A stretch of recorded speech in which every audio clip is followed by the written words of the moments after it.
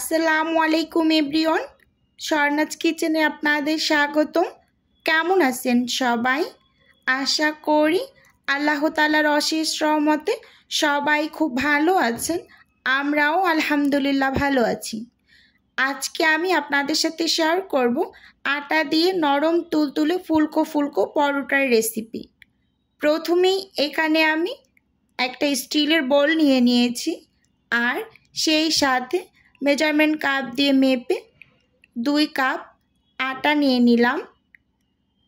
এখন স্বাদ মতো দিয়ে দেব হাফ চামচ পরিমাণ লবণ। এখানে আমি 1 চা চামচ চিনি ব্যবহার করছি আর 1 চা চামচ গুঁড়ো দুধ ব্যবহার করছি। এটা সম্পূর্ণই অপশনাল, হাতের কাছে থাকলে দিবেন। 2 টেবিল চামচের মতো আন্দাজ করে রান্নার রেগুলার তেল দিয়ে হাত দিয়ে খুব ভালোভাবে আটাগুলোকে ময়াম করে নিচ্ছি। আর এই ময়াম করাটা একটু ভালোভাবে করে নেবেন, এতে করে পরোটাগুলো খুবই খাস্তা হবে আর খেতে ভীষণ মুচমুচে হয়ে থাকে। এই যে দেখুন বন্ধুরা, আমি কিন্তু হাতে একটু সময় নিয়ে খুব ভালোভাবে ময়াম করে নিয়েছি। হাত দিয়ে মুঠ করলে আটাগুলো কিন্তু দলা পেকে যাচ্ছে। এই পর্যায়ে অল্প অল্প করে পানি অ্যাড করে সফট একটা ডো তৈরি করে নেব। অবশ্যই বন্ধুরা অল্প অল্প করে বারবার পানি অ্যাড করবেন আর এই যে এরকম একটা ডো তৈরি করে নেবেন। অবশ্যই খুব সুন্দরভাবে কিন্তু এই আটার ডোটা মেখে নিতে হবে আর মাথায় রাখতে হবে পানির পরিমাণ কোনো মতেই যেন একসাথে বেশি না হয়ে যায়। এই যে মেখে নিয়েছি ভালোভাবে। এখন হাত দিয়ে একেবারে একটা গোল বল শেপ করে নিচ্ছি। লক্ষ্য করুন, দেখেই কিন্তু বুঝে নেবেন। এখন আমি উপর থেকে হাফ চামচের মতো রান্নার রেগুলার তেল দিয়ে ডোটাকে খুব ভালোভাবে কভার করে নেব। এখন আমি ডোটা একটু রেস্টে রেখে দেব আর তেল দেওয়ার ফলে উপরটা ড্রাই হয়ে যাবে না।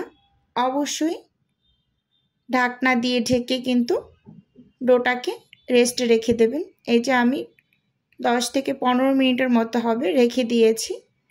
এপাশে ছোট্ট একটা বাটি নিয়ে নিয়েছি, সেই সাথে 1/3 কাপের মতো হবে রান্নার রেগুলার তেল নিয়ে নিয়েছি। আর এখানে আমি উঁচু উঁচু করে 1 চামচের মতো হবে কর্নফ্লাওয়ার খুব ভালোভাবে মিশিয়ে নিচ্ছি। এই তেল আর কর্নফ্লাওয়ারের মিশ্রণটা আমরা পরোটাগুলো তৈরি করার সময় ব্যবহার করব। এখন এটাকে সাইডে রেখে এই যে 15 মিনিট পর আমি ডোটাকে একটু দেখিয়ে দিচ্ছি।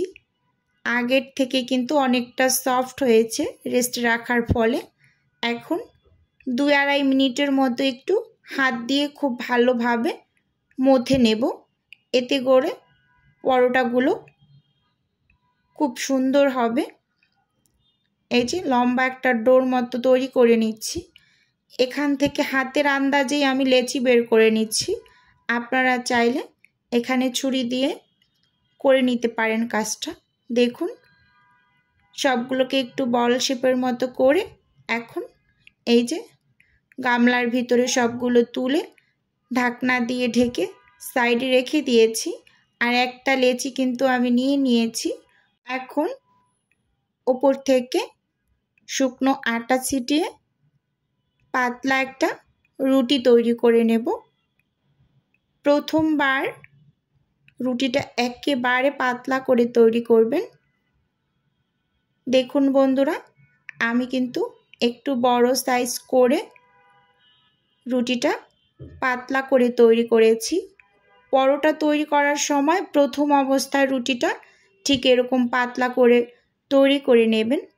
এখন যে আমি তেল আর কর্নফ্লাওয়ারের একটা মিশ্রণ রেডি করেছিলাম, সেখান থেকে চামচ দিয়ে কিছুটা পরিমাণ নিয়ে এই যে হাত দিয়ে কিন্তু আমি রুটিটার চারপাশে লাগিয়ে দিচ্ছি। এই কাজটা কিন্তু আপনারা ব্রাশের সাহায্য করে নিতে পারেন। এখন শুকনো আটা ছিটিয়ে দিচ্ছি, এখন ভাঁজ দিয়ে নিচ্ছি। এই যে প্রতিবার আমি ভাঁজ দিব আর তেল আর কর্নফ্লাওয়ারের মিশ্রণটা ভাজে ভাজে দিয়ে উপর থেকে শুকনো আটা ছিটিয়ে আমি এই যে পরোটার চারকোনা শেপ করে তৈরি করব সেই ভাঁজটাই কিন্তু দিয়ে নিচ্ছি। এই যে কাজটা আমি করে নিচ্ছি এই কাজটা কিন্তু বন্ধুরা মুখে বলে বোঝানোর মতো কোনো কাজ নয়, এটা একটু লক্ষ্য করলেই বুঝতে পারবেন।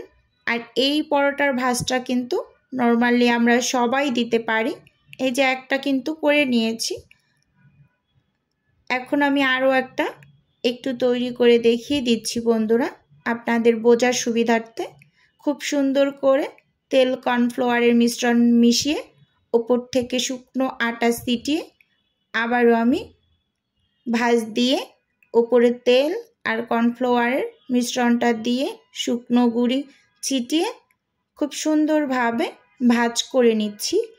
এভাবে করে যদি পরোটা তৈরি করা হয় আপনার পরোটা হবে একেবারে বালিশের মতো ফুলকো আর খেতে হবে ভীষণ ভীষণ মজার। এই যে আমি আরও একটা তৈরি করে নিয়েছি। এভাবে করে কিন্তু আমি সবগুলো তৈরি করে এরকম ভাঁজ দিয়ে এগুলোকে আমি 30 মিনিটের মতো রেস্টে রেখেছিলাম। এখন সেখান থেকে একটা লেচি নিয়ে এই যে আমি পরোটাগুলোকে তৈরি করে নেব। বন্ধুরা এই পরোটাগুলো কিন্তু অতিরিক্ত চাপ দিয়ে বেলতে যাবেন না, একটু আলতো হাতেই বেলে নেবেন। বেশি চাপ পড়ে গেলে ভাঁজগুলো নষ্ট হয়ে যাবে, তাই বলছি আলতো হাতে পরোটাগুলোকে কিন্তু তৈরি করে নেবেন। আর সব সাইডগুলো একইভাবে বেলে নেবেন। দেখুন চারপাশ কিন্তু একই রকম হয়েছে। এখন এটাকে আমি সাইডে রেখে এভাবে করে পরোটাগুলোকে বানিয়ে নেব। এখানে আমি আরও একটা পরোটা বানিয়ে নিচ্ছি। পরোটাগুলো বেলে নিতে নিতে আমার প্রিয় আপু এবং ভাইয়েদের উদ্দেশ্যে একটা অনুরোধ রাখছি, আমার ভিডিওর কোনো অংশ যদি আপনার কাছে একটুখানি হলেও ভালো লেগে যায় তাহলে অবশ্যই চ্যানেলটি সাবস্ক্রাইব করে পাশে থাকবেন।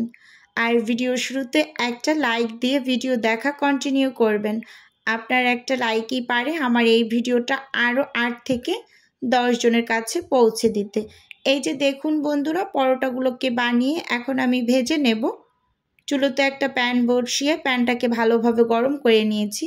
এখন এই যে প্রথম পরোটাটা আমি দিয়ে দিয়েছি, একটু লক্ষ্য করবেন। দেখুন বন্ধুরা পরোটাগুলো কিন্তু হালকা হালকা ফুলতে শুরু করেছে। এই পর্যায়ে উল্টে দিচ্ছি, উল্টে আবার পরবর্তী সাইডও কিন্তু ফুলতে শুরু করছে। এই পর্যায়ে কিন্তু বন্ধুরা আপনারা তেল দিয়ে দেবেন আর তেল দিয়ে হালকা চাপ দিয়ে দেবেন খুন্তি দিয়ে, দেখবেন খুব সুন্দরভাবে ফুলতে শুরু করবে। এই পরোটাগুলো একেবারে বালিশের মতো ফুলকো হয় আর খেতে ভীষণ ভীষণ মজা। আমি এখানে 2টা পরোটা একটু ভেজে দেখাচ্ছি। এই পরোটাগুলো একটা আমি একটু গাঢ় কালার করে ভেজে নেব আর একটা একটু হালকা করে ভেজে নেব। এই যে এটা একটু হালকা করে ভেজে নেব। অনেকে হালকা পছন্দ করে আবার অনেকে একটু বেশি গাঢ়টা পছন্দ করে, মুচমুচে হয় বেশি। এই যে অপর পাশে কিন্তু আমি তেল দিয়ে খুব সুন্দরভাবে এই যে হালকা করে ভেজে নিয়েছি। এখন যে তেলটুকু ছিল প্যানের মাঝে ওটা টিস্যু দিয়ে মুছে নিচ্ছি। দেখুন বন্ধুরা খুব সুন্দরভাবে কিন্তু মুছে নিয়েছি। এখন আমি আরও একটা পরোটা দিয়ে দিচ্ছি। এই পরোটাটা আমি একটু গাঢ় করে ভেজে নেব, তাহলে খুব বেশি মুচমুচে হয়ে যাবে। এই যে যখন একটু ফুলে উঠেছে তখন উল্টে আবারও ওপাশটা যখন একটু ফুলে উঠেছে এই যে তেল দিয়ে দিয়েছি। এভাবে করে খুব সুন্দর করে আমি পরোটাগুলোকে ভেজে নিয়েছি। আমি 4টা পরোটা ভেজেছি মোট, আর 4টাকে আমি ফ্রোজেন করে রেখে দেব। এই যে দেখুন বন্ধুরা এটা একটু গাঢ় কালার করে ভেজে নিয়েছি। আর এই পরোটাটা খেতে বেশি মজা, একটু বেশি মুচমুচে হয়ে থাকে, একেবারে চার মাঝে ডুবিয়ে ডুবিয়ে খেতে খুব বেশি ভালো লাগে। আমরা একটু পরোটা চা দিয়ে খেতে খুব বেশি পছন্দ করি। এখন তুলে নিলাম। বাকি যে 4টা পরোটা আছে আমার, সেই 4টা পরোটা আমি ফ্রোজেন করব, সেজন্য এপিট ওপিট করে আমি 5 সেকেন্ডের মতো সেঁকে নিয়েছি। এই যে দেখুন, প্রত্যেকটাই কিন্তু এভাবে করে ছেঁকে তুলে নিচ্ছি। এখন আমি একটু আপনাদের সাথে শেয়ার করব যে পরোটাগুলো আমি ভেজেছি। এখানে আমি 4টা পরোটা ভেজেছি। এই যে প্রথম পরোটাটা দেখুন বন্ধুরা, কতটা ভাঁজ আছে ভিতরে, দেখুন খুব সুন্দর হয়েছে আর ভীষণ ভীষণ মুচমুচে, খুবই ভালো লাগে খেতে। আপনারা এভাবে করে আটা দিয়ে কিন্তু খুব সুন্দরভাবে পরোটা তৈরি করে নিতে পারেন। এই পরোটাগুলো কিন্তু খেতে ভীষণ ভীষণ ভালো লাগে। এই যে আর বাকি যে পরোটা আমি ফ্রোজেন করব, রুটি বক্স নিয়ে নিয়েছি, নিচে একটা টিস্যু পেপার দিয়ে এই যে ঠান্ডা করে নিয়েছি পরোটাগুলো। এখন এই বক্সের ভিতরে রেখে ঢাকনা দিয়ে ঢেকে নর্মাল ফ্রিজে রেখে দেব। আজকের ভিডিও এ পর্যন্তই রাখছি। দেখা হবে নতুন কোনো রেসিপিতে। আল্লাহ হাফেজ।